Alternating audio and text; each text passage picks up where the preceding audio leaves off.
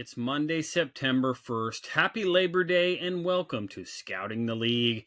It was a big, long weekend of college games, winners and losers from across the NCAA, and really how scouts and you should be looking at some of the players, teams, and games as we move into the season. But before we do that, let me remind you to go over, like, subscribe, and share this podcast wherever you are listening and watching. If it's on Apple Podcasts or Spotify, hit that retweet button, get us back out there. If it's on YouTube, make sure you hit that subscribe button. No matter where you're at, share this with a friend. You love ball. There's probably somebody else that loves ball as much as you do.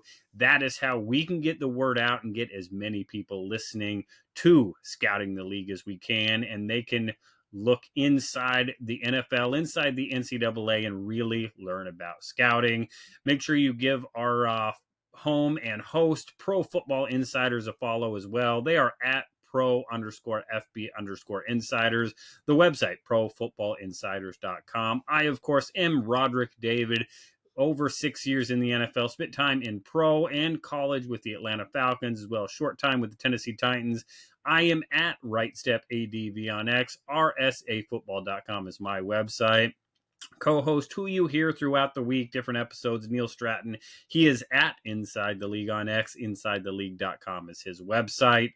Before we jump in with the episode, scouts and aspiring scouts, make sure you head over and check out thescoutingcommunity.com, the resource, the spot that is going to have everything for you if you need a resource. Teams do a good job, not great job, of providing you all the information, or provide you absolutely no information when it comes down to salary, date information, options on insurance, a whole bunch of stuff. If there is an answer we can have for you scouts, let us know. Something I can help you with, been through the grind with you, let me know. Aspiring scouts, networking, how to look at rosters, what you need to be doing now to make sure you are positioned for job opportunity time. Let me know. We will hop on a call. We will get you set up. We will get you connected.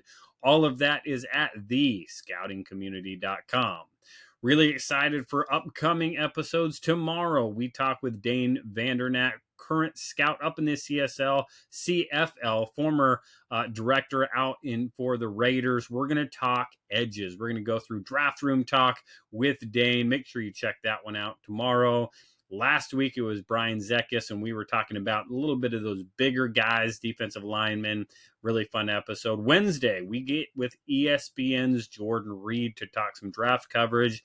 Yes, we will lead it off, and it will be heavy with these quarterbacks, as that is always what drives the top of the first round, but some really good team conversations as well. What are some of the other players to watch, as well as Jordan's maybe favorite players that he's really excited to see about the rest of the year? Make sure you also go check out BlueMaka.com. That's BLUMAKA.com. Order your insoles now to revolutionize the way you train, the way you walk around, your recovery, and how good your feet, knees, ankles, hips, everything feels. Use code SCOUTING20 at checkout to get 20% off that order. And go check out our episode with Stuart Jenkins of Blue Maka and hear about how he has revolutionized the insole game, whether you're Mike Yastrzemski, Brendan Donovan for the Cardinals, or one of these new NFL teams that is ordering these en masse. Order those Blue Maka insoles and get yourself set up now. As we swing into the college season, it is always a time to overreact with every week. That is what all the national TV programs do. Again, we're going to write a book, we're going to write a story, and we're going to be done after week one. That is not the way scouts are going to look at things. NFL scouts are going to have done their college work going into the season. Their 2024 film work is done. They're probably not going to have any more film work to do for probably 3, 4, maybe 5 weeks when they can get multiple games in the system. So at this point, nothing should be changing. If anybody is changing their board after this week, you should probably not follow them as a serious draft analyst. If they are already changing the way they had QB 1, 2, 3, 4, 5, whatever it is, if they are automatically already switching their position ranks, really changing their reports after coming into the year, again, take it with a grain of salt. They probably are doing a lot of clickbait material. So pump the brakes on that. Again, NFL scouts are waiting on more film work and to get more work into it. Again, a lot of scouts are going to be trying to get into schools this week. We're going to take a look at film from this past week. But again, it's going to be footnotes. It's going to be things that NFL scouts should be looking at throughout the rest of the year because it is a full season look. Again, we shouldn't be setting the needle, driving a stake into the ground on where a player's at based on their week 1, week 0 performance. Again, could be big school, small school. It could be good competition, LSU, Clemson. It could be some of these games that had big implications, Ohio State, Texas, where guys really popped. Hey, man, this guy's grade is trending up. We can do that. Again, don't publicize. We're going to talk about players that are exciting to watch, that helped themselves perhaps. But again, don't write it in stone. Let it all be part of the fall process. Again, this is a question as NFL teams are continuing to evolve with the way they are looking at their fall college scouting season. The film is getting pushed further and further back. Again, depending on the NFL team, starting week 5, week 6, you may have a handful of teams where a quote unquote final report is due. Character, background, or film grade reports are due. You're getting more and more. It's like, hey, let's wait and put anything final until December. How about even going further than that? Nothing needs to be final really until about draft time. Let the fall be about getting background information. How about a team starts looking at, hey, I don't want you to do almost any film work that is going to go into the system for everybody to see until at least halfway into the season. Do your character. Know these guys' ins and outs, habits, what are their personalities like. Do all that work. Do the information that you can only get when you're in the building. You can get film anywhere in the country. You don't have to be in state, in area with your team anywhere. You can get that film work done. What you need to be doing as a scout is getting with the sources, getting with the strength staff, getting with academics, getting with anybody you can. Spend time doing all that. Don't worry about the film right now. Teams are starting to embrace that, pushing the film back. Teams are starting to also deprioritize that for area scouts and push that up to the top. Again, whether that's the right thing, again, that's probably a whole different conversation. But this, during the fall season, is where Blesto and NFS become valuable if you start to adopt that. Again, you've got to have these pop-up prospects that, hey, all of a sudden they're popping. Maybe they transferred. Maybe they're doing things, being their starter. Also a spot where, again, I'm going to argue AI and analytics and data is going to help make sure you are asking all the questions on these pop prospects. It is always a tough thing for a scout to walk into a building. You maybe have at a good school, again, a good solid school in the Big Ten and the SEC. You probably have 10 prospects that you definitely need to ask about. But if you're doing your really good, consistent work, there's probably 20 to 25 players now that you need to be getting character and background on. This becomes a challenge for pro liaisons because that becomes a lot of time. It's more than just maybe that hour meeting that you're getting with, which is, okay, we need to do a 2-day visit. I need to come back. I need to get them on the phone. Pro liaison scouts have to work together. If college area scouts are going to be doing their good work on everybody they need to be working on, and again, a lot of the time that means a lot of background. It's got to be a good chunk of your day. Pro liaisons, I would challenge you, have information, whether you think they're prospects or not, if they're starting, if they're playing, if they're producers, if they have some height, weight, speed, traits on them, you better be able to talk about at least maybe 5 to 10 minutes background. That way the scout can walk away. Later on in the year, they may eliminate that player. They may follow back. Again, I have seen that be the case. Have your work done. Do that thorough work on the background. As NFL teams and as schools are doing more and more late film work, you got to have the character piece completely right. That way, all the rest of the film becomes easy work later in the year. But there's always going to be the time to tell, guys, and we're going to start with that. Again, Arch Manning. Let's talk a little bit about Arch Manning. Time will tell on this guy. Again, there are people across the NFL world. He is QB1. Again, I could absolutely see people making the argument for it. Again, everything that I have heard, the intangibles are super high. The intangibles are what you want in an NFL quarterback. And there are plenty of guys, Bill Walsh, intangibles, leadership, decision-making, top 2 intangibles. They don't matter. You can't see those on film. all the time. But again, that's the character piece. Again, the intangibles are off the chart. Arch Manning, whether it was a shoulder injury, speculation on that, whether it was, hey, a very conservative game plan from Sark. Again, a couple throws that Arch was absolutely late on. One of them was that interception. Time will tell on Arch. Arch is not eliminated from the 2026 draft, but also he, nobody's going to be sliding him up into the number one slot after this last week, and we've already talked about that. Time will tell on Arch. Be patient. This is a Texas team. Go back and look at Quinn Ewers' first start with Sark. Look at Arch's. Again, the projection, the trajectory, probably more similar than you might think, whether you agree with Arch being the same level prospect as Quinn. Again, he is right there in the conversation. There is a reason that there is a ton of like and love for Arch, maybe over the top. Again, he's at Texas, the brand, the last name, all those things. Time will tell on Arch, so pump our brakes on those. Don't need to be putting anything out there on Arch. Same thing with Alabama.